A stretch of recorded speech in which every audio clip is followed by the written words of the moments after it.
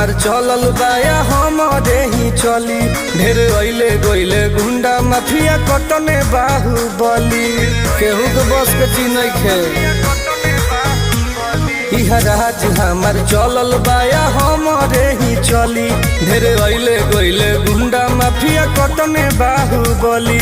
मार के गोली बंद कदम बोली हरदम ला सुता दे। माहौल जवन बदलियो के दुनिया से उठा दे।